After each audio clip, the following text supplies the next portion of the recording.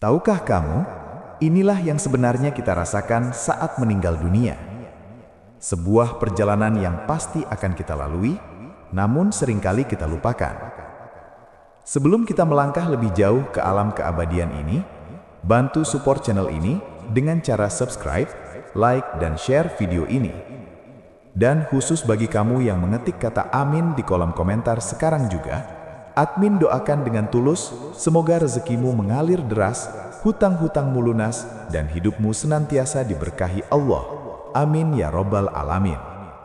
Mari kita mulai perjalanannya. Assalamualaikum warahmatullahi wabarakatuh.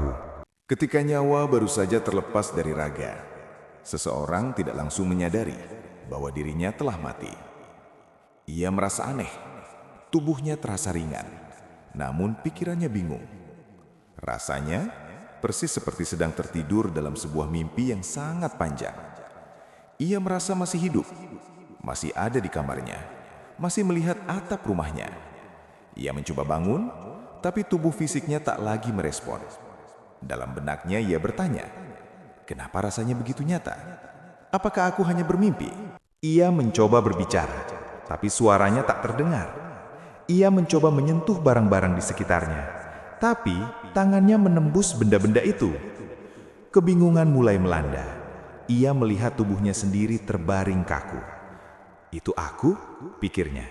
Tapi kenapa aku ada di sini, berdiri melihat diriku sendiri? Di fase ini, ruh masih menyangkal. Ia merasa ini hanyalah bunga tidur, sebuah lucid dream di mana ia akan segera terbangun dan menjalani hari seperti biasa. Namun, waktu terus berjalan dan ia tak kunjung bangun. Tiba-tiba, ia melihat orang-orang yang ia cintai mulai berkumpul. Ia melihat pasangannya menangis terseduh-seduh. Ia melihat anak-anaknya menjerit memanggil namanya. Ia melihat orang tuanya menatap kosong penuh duka. Ruh itu mendekat, mencoba menenangkan mereka. Ia berteriak sekuat tenaga, "Hei, jangan menangis. Aku ada di sini. Aku baik-baik saja. Aku belum mati."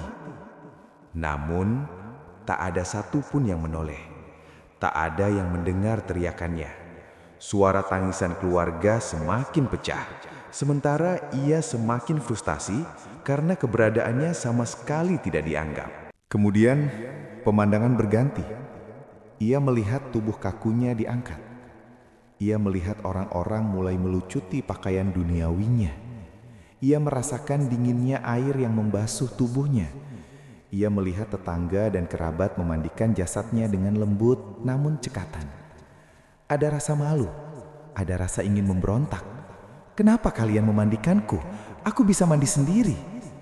Namun lagi-lagi ia tak berdaya. Ia hanya bisa menyaksikan betapa tubuh yang dulu ia banggakan, ia rawat dengan skincare mahal, ia latih di gym, kini hanya seonggok daging yang tak berdaya, pasrah dibolak-balik oleh tangan orang lain. Setelah bersih, ia melihat tubuhnya dibungkus. Bukan dengan pakaian sutra atau jas mewah yang ia miliki di lemari, melainkan hanya beberapa helai kain putih polos yang sederhana, kain kafan. Ia melihat wajahnya sendiri untuk terakhir kalinya sebelum kain itu ditutup dan diikat di atas kepalanya. Gelap, pandangan jasadnya kini gelap total. Namun ruhnya masih menyaksikan semuanya dari luar. Ia mulai merasa cemas. Mau dibawa kemana aku? Kenapa aku diikat seperti ini? Lepaskan! Teriakannya hanya menggema di dimensi yang berbeda, tak terdengar oleh telinga manusia. Kini ia dibawa ke masjid atau tempat ibadah.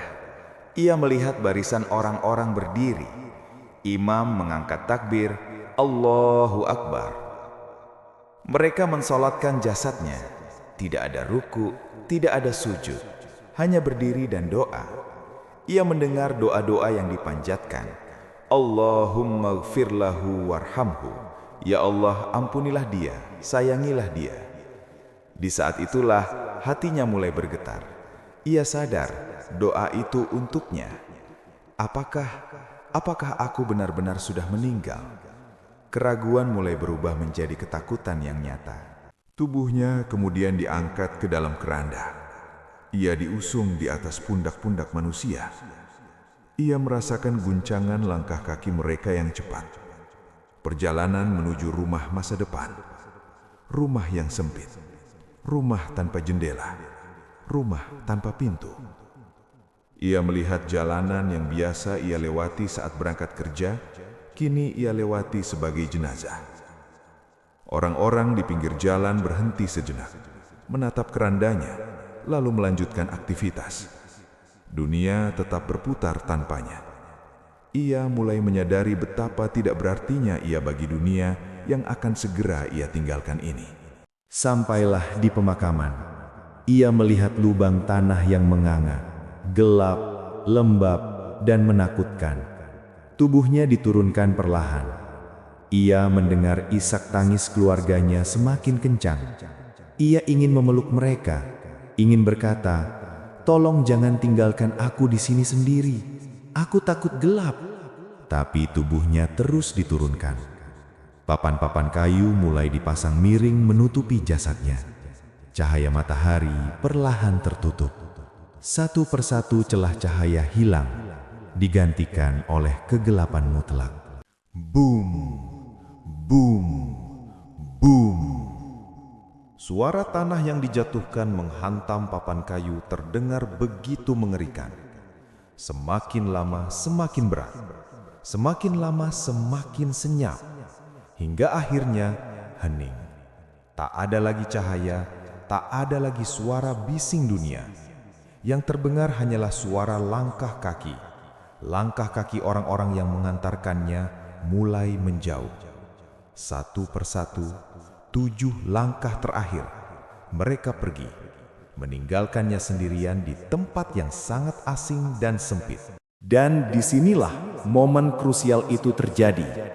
Saat langkah kaki terakhir tak terdengar lagi, Allah SWT memerintahkan ruh untuk kembali masuk ke dalam jasadnya. Seketika itu, ia tersentak. Ia membuka mata. Gelap gulita. Nafasnya terengah-engah. Ia meraba-raba sekelilingnya. Dinding tanah, papan kayu, kain yang melilit tubuhnya. Hah? Di mana ini? Ia mencoba duduk, tapi kepalanya terbentur papan penutup. Duk! Sakit. Ini bukan mimpi. Rasa sakit itu nyata. Saat itulah kesadaran penuh menghantam jiwanya. Ia ingat semuanya. Sakitnya sakaratul maut, tangisan keluarga, prosesi pemakaman. Itu semua bukan mimpi. Itu nyata. Ia sadar. Ya Allah, aku sudah mati. Aku benar-benar sudah mati. Aku ada di dalam kubur. Kepanikan yang luar biasa melanda. Ia berteriak sekeras-kerasnya, memanggil ayah, memanggil ibu, memanggil pasangan.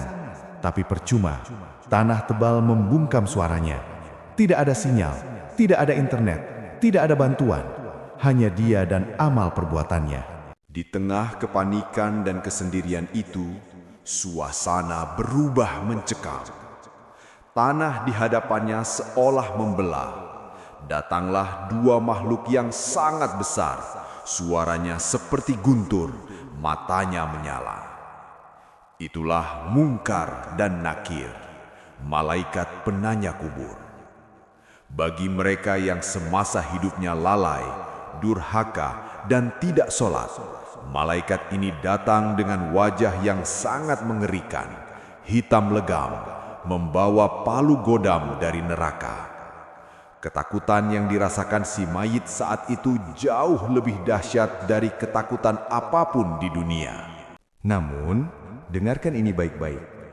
Jika semasa hidup ia adalah orang yang beriman, orang yang menjaga sholatnya, orang yang gemar bersedekah, dan orang yang sering berbuat baik, maka kedua malaikat itu akan datang dengan wujud yang berbeda.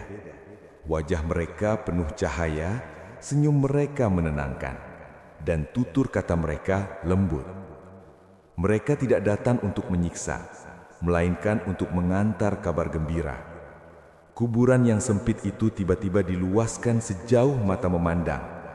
Sebuah pintu dibuka, dan hawa sejuk dari surga berhembus masuk, menemani tidurnya hingga hari kiamat tiba. Sahabatku yang dirahmati Allah, kematian adalah satu-satunya kepastian yang sering kita abaikan. Cerita tadi bukan sekedar dongeng, melainkan masa depan kita semua. Pertanyaannya, saat momen itu tiba nanti, wajah seperti apa yang akan ditunjukkan malaikat kepada kita? Wajah yang menyeramkan atau wajah yang penuh senyuman? Semoga kita semua yang menyimak video ini kelak diwafatkan dalam keadaan husnul khotimah. Amin. Sekali lagi, jika kamu ingin mendapatkan kebaikan dari tayangan ini, jangan lupa subscribe dan bagikan video ini ke orang-orang tersayangmu, karena satu share darimu bisa jadi pengingat yang menyelamatkan mereka. Terima kasih telah menonton. Assalamualaikum warahmatullahi wabarakatuh.